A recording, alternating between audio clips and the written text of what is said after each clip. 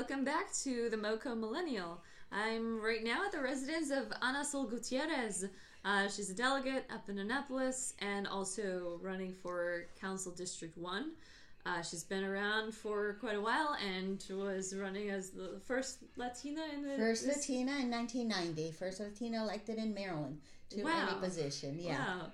You also had a congressional race last year in the primary. So... Yep. Yeah, we're going to talk a bit about in the first half what it's like to be on a campaign for council while also balancing that with their legislative work. And in the second half, we'll talk more about her key issues. But now, let's start off with somewhat about your background. We won't focus on the biographical aspect too much, but what should voters know about you to lead off? Well, I think they should know that even though I've lived here most of my life, I'm from El Salvador. I came when I was a little girl with my family, and my father was at the World Bank and the IMF. And so we went back to El Salvador and then came back again. So I've kind of lived in two different worlds and have been fortunate enough to go to school in two different languages. So I think that I've been able to keep then my traditions and my culture. I'm an engineer. I studied chemistry first as a bachelor's, and then I got an engineering degree, a systems engineering, and for most of my life, I worked with private industry and the IT. I did have my own company, consulting company, for a while. But all of a sudden, I decided that what I was seeing happening in our school system was something I didn't like. And I get angry, and that's when I take action. What I was seeing was the school system that had educated me. I went to BCC, did a great job in public education. I was able to continue math, science. But all of a sudden, I come back, and my kids are in school. I see that there's been a huge increase in the young students, young families fleeing from El Salvador, my home country, Honduras, Guatemala, and they're escaping the bombing, the foreign policy of the United States, and coming here because there were already quite a few Central Americans that lived in the Maryland and D.C. area. And the kids in our schools were not getting the same education I was getting, nor the one that my kids were getting. They were getting a second-class education. And I think that we have all the credentials, we have all of the curriculum, the teachers and the buildings, but somehow we don't have that cultural, linguistic capacity to make sure that all kids are being successful. So I was... concerned about that and decided that they needed someone who knew the community on the school board, and that was when I first jumped into a political office. I had no idea what running a campaign was, but I was successful, and I was reelected. I was on the school board for 8 years, and then it was clear that a lot of decisions on education were being taken at the state level, especially the funding. And I decided to run then and was elected 16 years ago. Wow. To the state delegate, the state legislature representing District 18. This is where I live. And when time came around this time to see if I wanted to run again or retire or what, I thought it over and I said, no way, this is not the time to retire. There's somebody in the White House that is out to get us, and I thought that I needed to continue being active and to be politically active and protect communities, children, and ensure that we could keep our Montgomery County way of life. So, in a nutshell, that's a long time of activism, but I have lately been very active with all the DACA and the TPS activities. I'm part of a national alliance and been very active, not only in lobbying myself, but making sure that the people affected know how to lobby, know who their representatives are. So I got arrested, I think 5 or 6 times on the issue of immigration with my best friend Luis Gutierrez, who is also a champion for immigration reform. We haven't been successful yet, but we're gonna try to make it happen. Wow, that's a whole lot that you've been doing. And first, Trump has clearly galvanized a lot of people. From you who wants to stay active to me who's just started to get active in her own way. Good. Lots of women are doing that. Yes, it's lots lovely of women, to see. people of color, immigrants. It's been quite a last 2 years now, and he's also of retirement age. So if only he would. Yeah, he would. That would be wonderful. That being said, so we have a governor that we would rather not be governor. But one of the major criticisms, because you said you went in focusing on education, there's been a lot of concern about the state of education here under Hogan. What changes have you most noticed up close as you've been in the legislature? Well, though he claims that he's doing all of this extra funding, it really has been flat. And he has had nothing to do with the funding of education because they're formulas. And we have to fund at a certain level. And it's on an entitlement basis for the number of kids in each school. So we've seen that really be to the minimum of what the formula dictates. And the same goes for school construction. We have seen it flat, and that means that for Montgomery County, with our growing population, it means that there are more kids in the same space. And so we've seen class sizes grow. It has not been a good time for us. Rather than point to public education and support it, Hogan has increased private education funding. We let him have a little bit last year. I have fought it for years. It's a use of cigarette restitution money. Every time it appeared in the budget, we cut it. But last year, I don't know what happened. We let about 5-6 million go. Now he's augmented it to 10 million, and it's money that's going for vouchers to private schools. Mm-hmm. And as long as we have needs in public schools, I really don't think a penny needs to be going to private schools. So he claims he's wonderful at claiming that they're his ideas. Anything good that's happened in the last 4 years, he somehow has claimed it. Today, I was reading in the newspaper that he's claiming that it is his idea that we're going to fund Metro. While it was actually a lot of hard work in appropriations and in other committees to get to the right formula and to the right amount of money. He has been supportive, obviously. We're not going to be able to get that level of funding without his support, but it was not his idea. Yeah, it was also his idea to ban fracking and. Yes. Totally when he was originally in favor, and then when he saw he's going to lose, oh no, I think we need to go. Yeah, right. Yeah, it's we need to learn from him. Exactly. Now, shifting gears a bit, we'll get back to Hogan a bit later, but so you've been in the legislature, but now you're running for county council. What made you decide to shift from the state legislature to a more higher office but more local?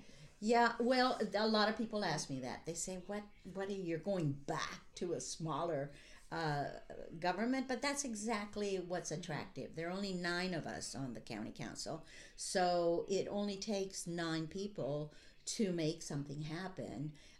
With a budget that I think is a significant budget. It's $5.8 billion. And it particularly what was attractive to me is that we can target and resolve issues that are happening right in our community. And that's not happening at the state level. 16 years there, I'm much too progressive for the state level. Most of my bills have gone nowhere because they're too progressive. And so, for example, I had the proposal of a public bank that would take state money, create a state bank, not compete with regular retail banking, but provide loans to small businesses. And what's really been working very good for North Dakota is that they allow you to refinance your student loan at very low income. So it was a fantastic idea, right? If only we could do it. Talk about things millennials want. Absolutely. But you know what? The minute I present the bill, the minute the big banks, the Maryland Bankers Association just kills it. And because there's lots of money, everyone on the committee is economic matters. They get donations. And they're never going to support something that the banks consider is against them. No, it isn't. But it does allow us to use our money, which is sitting in their banks, and they're deciding where it gets invested. And we wouldn't take it all. We would just take a good chunk. But so that's just an example of something that after 16 years, I've been on the Appropriations Committee most of the time.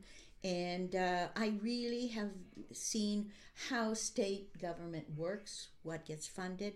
There's a lot of behind the scenes deals that are made behind the scenes for different areas of the state, particularly Baltimore City. And Montgomery County is not a player. We're never there at the table. We're not attending the briefings. We're not up to date. We don't have a lobbyist for the council. There is a lobbyist for the county executive. And I think we absolutely need to play a better role because we're not getting our fair share. We're not even applying for that money that's available as a grant for libraries, for open space, for all kinds of needs that we have. And as long as Montgomery County thinks that we're kind of a standalone and that we need to fund our own things, that as long as that happens, we're not going to have the money necessary to really deal with the major challenges that we have here. So to answer your question specifically, I came to the point of, do I go for another 4 years or do I retire? I've been active for a terribly long time. But you know what happened? Trump happened. And this was not a time, absolutely not a time for us to cross our arms and sit back and watch. No way. There is a need for people with experience or without experience, people with passion to get involved and to make a difference and to protect. Because a lot of our democracy, things we value, I never realized how vulnerable they are. We are losing a lot of the things that we took for granted. And so that, as well as the fact that District 1 had an open seat, that's never happened during the time that I lived here. And so that makes it easier. And finally, the public financing. I just think it is such a terrific idea. It's hard as hell. It is really, really hard to get your matches, and it's a lot of paperwork. But, you know, the fact that I can proudly say I don't have a dime from anybody other than Montgomery County voters, and no corporations, no unions, no party donations, and the most I can get from anybody is $150. The most you can get at the state level is $6,000, and last year they wanted to make it even $10,000, as if $6,000 wasn't enough. No, we really do need to work. There is a bill that I've supported that would make this what we have in Montgomery County possible at any other county, and possibly even have a state fund that would be able to encourage this to happen. I don't think it'll be easy with all the interest and the lobbyists kind of arguing against it, but we'll see what happens. Yeah, thank you for bringing that up. That actually, you read my mind. That's what I was going to ask you next about public financing. So you're taking the public financing option. And today, last night, I made it. You made it. I made it. Great. I have the necessary number of voters and the minimum amount of money that's required, so that I now do my report. I'm going to do it tomorrow on Monday, and I am then eligible to get matched. And you get matched at 4 times the amount of money that you raise. So it'll be significant. I think I'm finally going to be able to breathe and have enough money to run a campaign. There is another person in the race who is not doing public financing, taking all the money from developers and construction companies and that. And in just 3 months, he raised $1,000. So, well, we're let's hoping that see. money isn't what gets you, that voters are the ones that get you elected. Yes, this is such an important point because I've followed you since the congressional election of Raskin, but you made a really good point during that time. I saw a video interview with you and some other people in Annapolis talking about money in politics, and I made a tweet about an interaction I had last night when there were 6 of us. There were 4 hardcore progressives, a Republican, and a libertarian. We were all drinking and discussing politics, and you know how that can go. Yeah. But That was an we interesting found group. You should have invited me. yeah, we found common ground in that we need to get corporate money, union money, PAC money out of politics, and the council race I see is such a good opportunity to really show how that is gonna come to play. And now, as far as I know, who you support for executive and who I support, both of them are taking public financing. Yes. And you know what's been really good? There are a couple of the groups that are endorsing that have made a clear cutoff. Mm-hmm. If you're for public financing, they'll consider you. But if you're not participating, they're not even going to consider you for the endorsement. As far as endorsements go, I think that's a good policy because getting some group to support you really happens. You can't get those checks that usually come with the endorsement, but that's quite going to be all right. I think, though, that we are seeing here in Montgomery County something unique, and I hope it catches fire because, like in the congressional race, Trone was one of our opponents.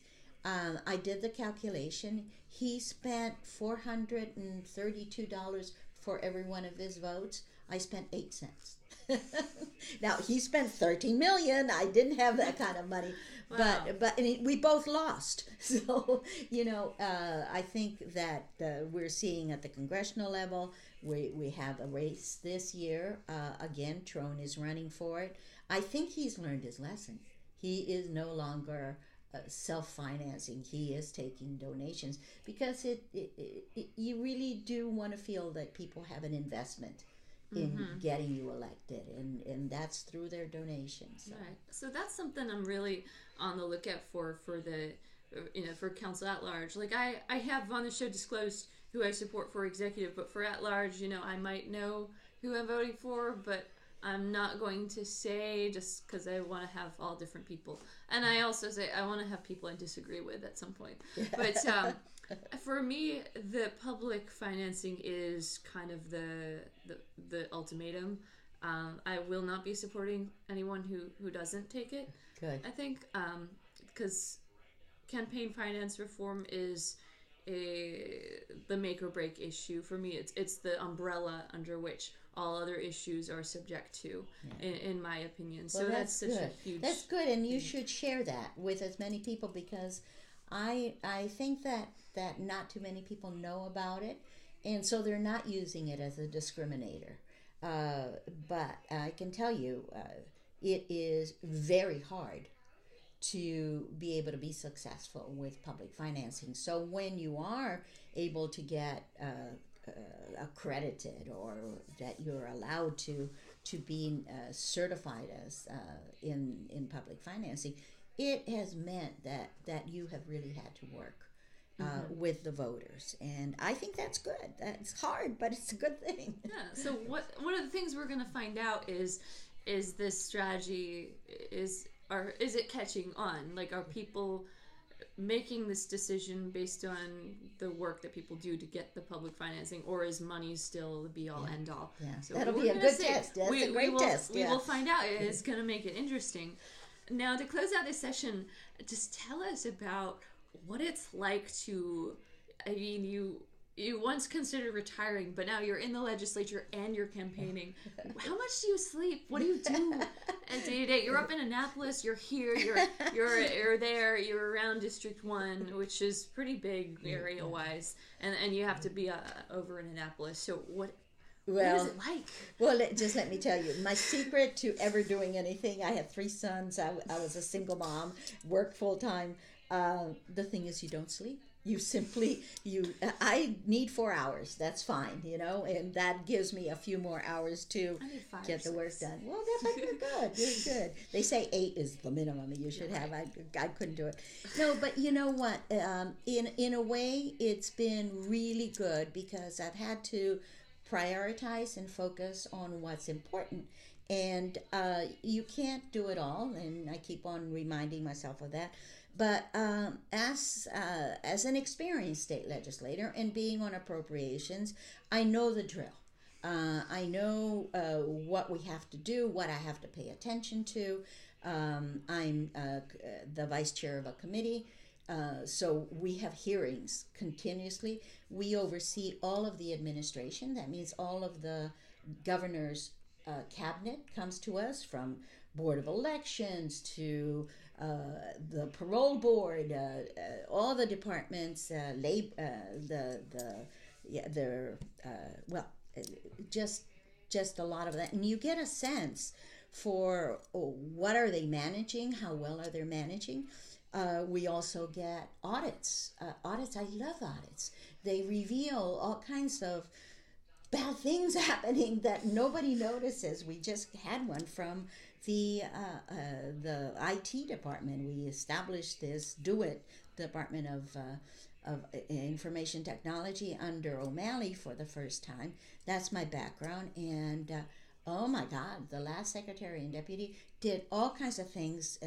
Got in with some contractors. We're getting in for money coming back to them, not to the state, and then they left, and nobody knew about it. So I don't know if there's going to be any way that we can correct that. So it's so fascinating to hear. I'm not at all bored with what I'm hearing in the hearings, and we're starting decisions next week. That's where we decide the recommendations that are made by the experts on the budget, because we do work with DLS, the legislative analyst, and so we need to balance. It is at that point that we really have to weigh, do we cut the 700 positions out of corrections that are being recommended, or what is appropriate. And then we're always keeping tabs on, are we balancing? Because whatever we want to add, and we can't add in the operating, but whatever we would like to transfer and be able to fund, has to be reduced from somewhere else. In capital budget, we have a little bit more flexibility because there's spending affordability, and usually the capital budget comes underneath that. So we have a little bit more. For example, the bond projects for every area, Hogan's never funded it. So we have to find it so that indeed the nonprofits can get their building or their roof fixed. So I can't do any campaigning while I'm in Annapolis, and I say in a way that's a blessing. I can't do it in my hotel room. I can't do it in the restaurant, because everything that I am there for is a public resource. And so I've been driving back and forth, and I do a lot of the work here. I in a way right now I've been more focusing on getting the funding, but as soon as the weather gets better, I'm gonna hit the road and start reaching out through to the communities. I have real good volunteers. They're all kind of saying, when are we going out? When are we going to do that? So yeah, it is the fun part.